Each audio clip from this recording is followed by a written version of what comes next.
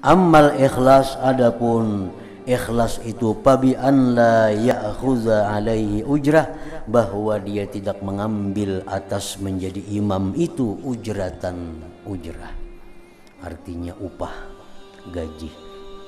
Itu yang dinamakan ikhlas, ujar Imam Ghazali ini. Jadi ada istilah gajian untuk imam atau ungkus imam itu ada.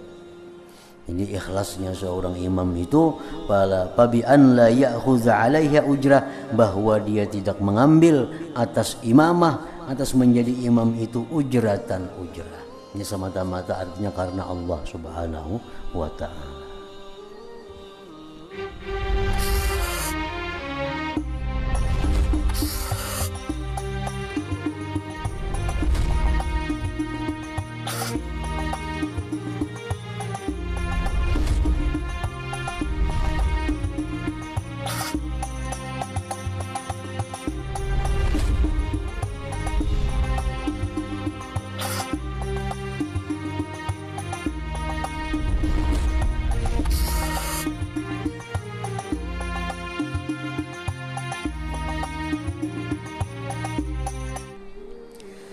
Salisuha, yang ketiga yang dipelihara oleh seorang imam, ayya umma, bahwa dia jadi imam itu mukhlisan lillahi azza wajal, ikhlas karena Allah azza wajal, wa muaddiyan amanat Allah ta'ala, dan dia memelihara, menunaikan amanah Allah ta'ala fi taharatihi, pada kesuciannya, wa jami'i syurutis salah, dan sekalian syarat-syarat sembahyang.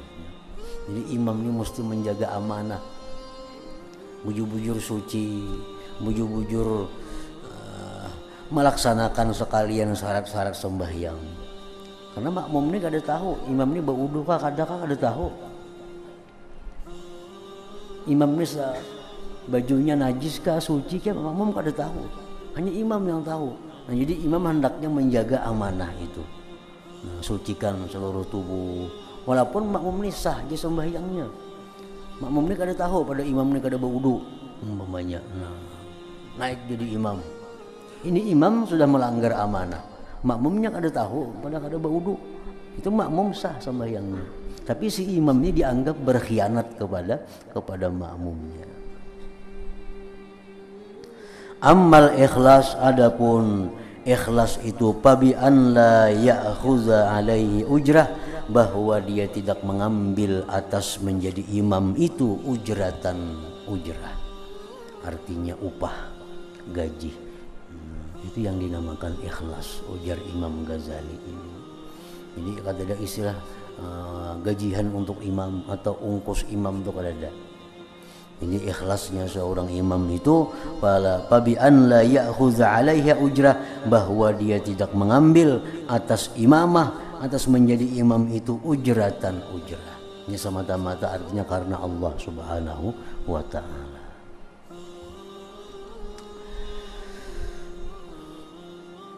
Dalam kurung ini tambahan dari pengarang, itu bukan dari Imam Ghazali. Wa ammal amanah fahiyat taharatu batina, adapun amanah maka dia adalah taharah batin, anil fiski, daripada kefasikan, wal kabairi, dosa-dosa besar, wal israri ala sagair, mengakali atas dosa-dosa kecil. Jadi imam itu mestinya dia amanah zahir dan batinnya. Nah, amanah batin macam apa? Hendaknya imam ini batinnya bersih dari kefasikan. Jangan sampai imam ini orang yang fasik di mata Allah. Imam ini tidak melakukan dosa-dosa besar dan tidak mengekali atas dosa-dosa kecil. Artinya si imam ini mau aja berbuat dosa, cuma kadang dikekalinya. Supaya dia menjadi orang yang bersih di sisi Allah Subhanahu wa ta'ala. Fal mutarasyihu lil imamah yang bagi ayyahtariza an dzalik bijuhdi, orang yang bertugas jadi imam maka semestinya bahwa dia menjaga diri dari yang demikian itu sekuat-kuatnya. Jangan sampai seorang imam ini di mata Allah orang yang fasik. Jangan sampai seorang imam ini di mata Allah orang yang jauh dari Allah. Fa innahu kal wafdi, karena imam ini seperti utusan jamaah yang di belakang ini. Wasyafi'i, yang memberi syafaat lil kaum, bagi jamaah. Kalau utusan ini orangnya di mata Allah orang yang fasik, orang yang jauh dari Allah, tentu sembahyangnya kada akan dapat fadilat yang diharapkan. Payam bagi ayyakuna khairal kaum, maka sepatutnya bahwa imam itu adalah sebaik-baik di antara jamaah itu. Jadi imam ini hendaknya orang yang paling baik di antara jamaah, dari segi keilmuannya, dari segi akhlak kelakuannya, dari segi segala-galanya yang terbaik di antara jamaah, karena ini utusan yang menghadap Allah Subhanahu wa ta'ala.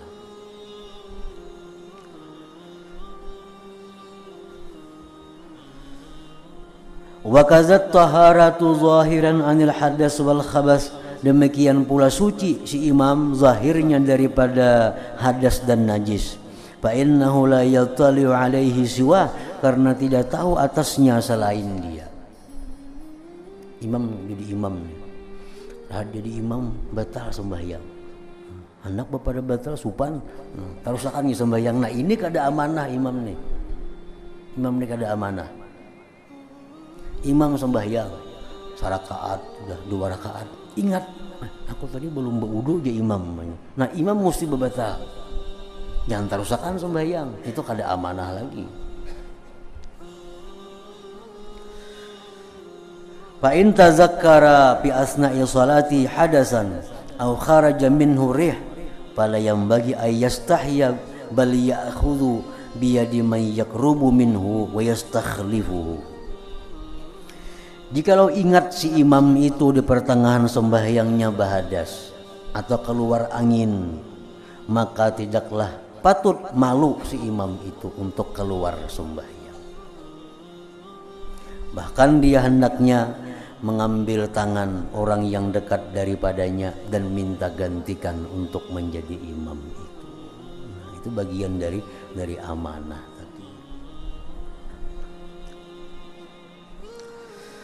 Rabi'uha, yang keempat sebelum jadi imam itu, an la yukabbira hatta tastawiyas sufufu, bahwa tidak bertakbir imam sehingga rata itu saf-saf tadi, sehingga saf itu rata. Ini di zaman Sayyidina Umar dikisahkan bahwa Sayyidina Umar ini membentuk tim sembahyang berjamaah itu, ada petugas-petugas untuk merapikan saf itu. Nah, beliau kada akan mengangkat takbir kalau kada ada laporan sudah rata, hanyar mengangkat takbir.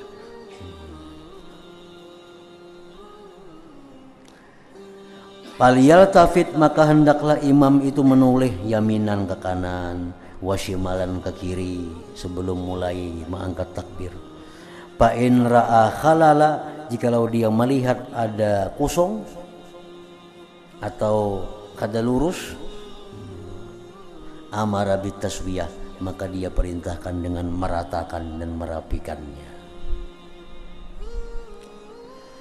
Kila, dikatakan orang, kanu yatahadzawna bil manakib wa yatadhammuna bil ki'ab, adalah orang-orang dahulu, mereka meratakan dengan bahu-bahu mereka dan mendimpitkan dengan tumit dengan mata kaki mereka, saling bersentuhan.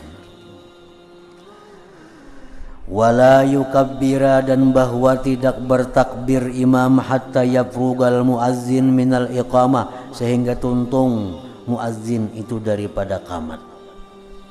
Tuntungakan dulu qamat, hanya Allahu Akbar. Wal muazzinu yuakhirul iqamah anil azan biqadri isti'dadin nas lis shalah, dan muazzin itu melambatkan qamat daripada azan dengan kadar siapnya manusia untuk sembahyang. Jadi ini muazzin ini sebelum qamat itu balik lihat juga dulu. Apakah masih ada orang sembahyang qabliyah? Apakah masih jadi jalan yang jauh menuju masjid? Nah bila sudah kira-kira siap, nah hanyar muazzin ini qamat sembahyang.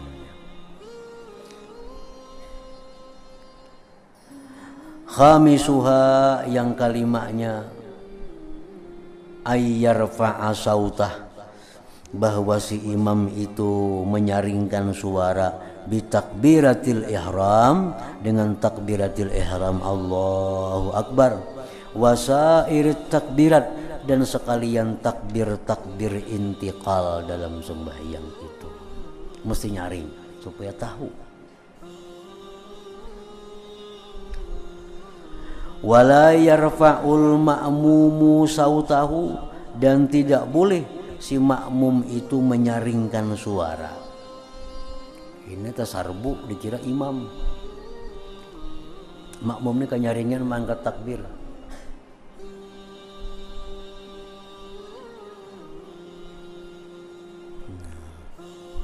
Terutama yang datang terlambat.